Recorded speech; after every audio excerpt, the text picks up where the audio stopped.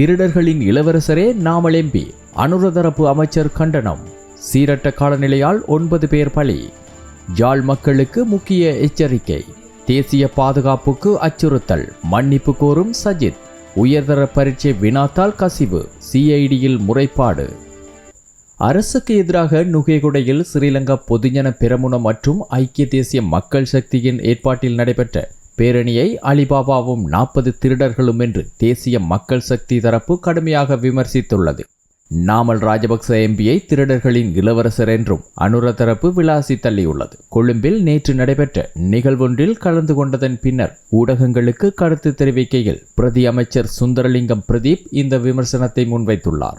இந்த நாடு வங்குரோத்து நிலை அடைவதற்கு மஹிந்த ராஜபக்சவின் குடும்பமே பதில் சொல்ல வேண்டும் என்று வலியுறுத்திய அமைச்சர், நுகேகொடையில் மேடையில் இருந்தவர்கள் அனைவரும் ஏற்கனவே சிறை சென்று வந்தவர்கள் என்றும் இன்று எல்லா திருடர்களும் ஒரே மேடையில் தேசிய மக்கள் சக்தி அரசுக்கு எதிராக அணிதிரண்டுள்ளனர் என்றும் அவர் குற்றம் சாட்டியுள்ளார். அத்துடன் கரின் பெர்னாண்டோ ஒரு காலத்தில் மஹிந்தவை பகல் திருடன் என்று வர்ணித்த அதே வாயால் இன்று நாமல் ராஜபக்சவை இளவரசர் என்று சொல்வதை சாடியுள்ள பிரதி அமைச்சர், நாமல் ராஜபக்சவை திருட்டு இளவரசர் என்று மட்டுமே ஏற்றுக்கொள்ள முடியும் என்று தெரிவித்துள்ளார். மொட்டு கட்சி என்பது இனவாதத்தின் சின்னம் என்றும் இந்த திருட்டு கும்பல் மீண்டும் இனவாதத்தை உருவாக்கி நாட்டில் குழப்பத்தை ஏற்படுத்தி ஆட்சியை கைப்பற்ற பகல் கனவு காண்கின்றது. ஆனால் இந்த நாட்டில் இருக்கின்ற அனைத்து மக்களும் புத்திஜீவிகளாக சிந்திக்கின்ற காரணத்தால் அந்த கட்சியால் இந்த முயற்சியில் ஒருபோதும் வெற்றி பெற முடியாது என்று பிரதி அமைச்சர் சுந்தரலிங்கம் பிரதீப் திட்டவட்டமாக தெரிவித்துள்ளார்.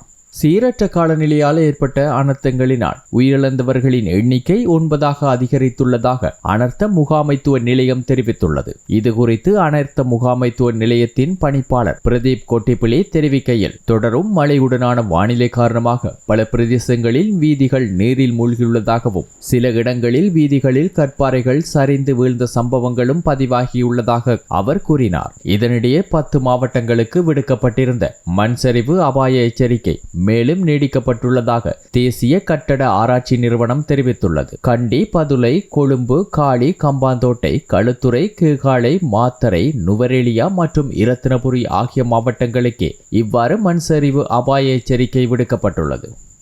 யாழ் மாவட்டத்தில் கடந்த மாதங்களாக கட்டுப்பாட்டில் இருந்த டெங்கு தொற்று கடந்த 2 வாரங்களுக்குள் வேகமாக அதிகரித்து அபாய நிலையை எட்டியுள்ளது என்று யாழ் பிராந்திய சுகாதார சேவைகள் பணியாளர் தெரிவித்துள்ளார். யாழ் மாவட்ட டெங்கு கட்டுப்பாட்டு குழு கூட்டத்தில் வடக்கு மாகாண சுகாதார சேவைகள் பணியாளர், யாழ் மாவட்ட செயலர் உள்ளிட்டோரின் பிரசன்னத்துடன் பொது சுகாதார சேவைகள் பதவி நிலை அதிகாரிகள், யாழ் மாவட்டத்தின் அனைத்து பிரதேச சபைகள், பிரதேச செயலாளர்கள், பாடசாலைகள், கல்வி திணைக்களங்கள், அரச பொது நிறுவனங்கள் ஆகியவற்றின் பதவி நிலை அதிகாரிகள், முப்படைகள், போலீஸ் உட்பட பாதுகாப்பு தரப்பின் அதிகாரிகள் என பலரும் கலந்து கொண்டனர். இந்த ஆண்டின் கடந்த 10 மாதங்களில், குறிப்பாக கடந்த 2 வாரங்களில் காலநிலை மாற்றம் காரணமாக தொற்றாளர்களின் எண்ணிக்கை அதிகரித்து மாவட்டத்தின் அபாய மட்டத்தை கடந்துள்ளது. இது தொடருமானால் பாரிய சவாலை யாழ் மாவட்டம் எதிர்நோக்க நேரிடும். அதனால் துறைசார் அதிகாரிகள் மக்களுக்கு விழிப்புணர்வுகளை ஏற்படுத்துவதுடன் பாடசாலைகள், வீடுகள், ஆலயங்கள், அரசு நிறுவனங்கள் என அனைத்து இடங்களிலும் அது தொடர்பான பல்வேறு நடவடிக்கைகளை முன்னெடுக்க வேண்டும். அதற்கான அனைத்து ஒத்துழைப்புகளையும் சுகாதார சேவைகள் பணியகம் வழங்கும் எனவும் பணிப்பாளர் கூறியுள்ளார்.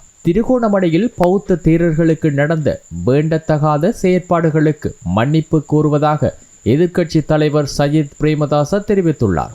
மன்னிப்பு கோர வேண்டிய பொறுப்பாளர்களுக்கு அதை நிறைவேற்றுவதற்கு தேவையில்லாத போதிலும் பொறுப்பு வாய்ந்த மக்கள் பிரதிநிதி என்ற வகையில் எதிர்க்கட்சியானாலும் அதை நிறைவேற்றி வைக்கின்றோம் எனவும் குறிப்பிட்டுள்ளார். இது குறித்து அவர் மேலும் தெரிவிக்கையில், பௌத்த மதத்துக்கு முன்னுரிமை அளிப்பதோடு ஏனைய சமயத்தவர்களுக்கும் சமனான உரிமை அளிக்கப்பட வேண்டும். இவற்றில் பிரச்சனை ஏற்படுமானால் தேசிய பாதுகாப்புக்கு பங்கம் ஏற்படலாம். அதனால் நாம் ஒற்றுமையாக செயற்பட வேண்டும்.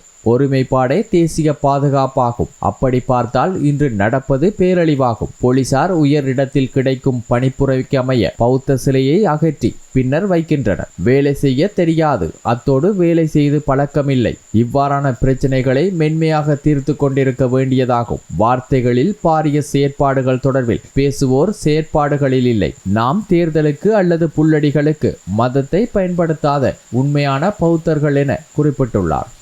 இம்முறை இடம்பெற்ற காபோதர உயர்தர பரீட்சையின் பொருளியல் வினாத்தாள் பரீட்சைக்கு முன்னரே கசிந்ததாக வெளியான தகவல்கள் தொடர்பில் விசாரணை நடத்துமாறு பரீட்சைகள் திணைக்களம் குற்றப்புலனாய்வு திணைக்களத்திடம் முறைப்பாடு செய்துள்ளது. கடந்த வாரம் பிரதி பரீட்சைகள் ஆணையாளரினால் இந்த முறைப்பாடு பதிவு செய்யப்பட்டுள்ளது. பொருளியல் வினாத்தாள் முன்கூட்டியே வெளியானதாக கடந்த நாட்களில் சமூக ஊடகங்களில் பல்வேறு செய்திகள் பரவியிருந்தன.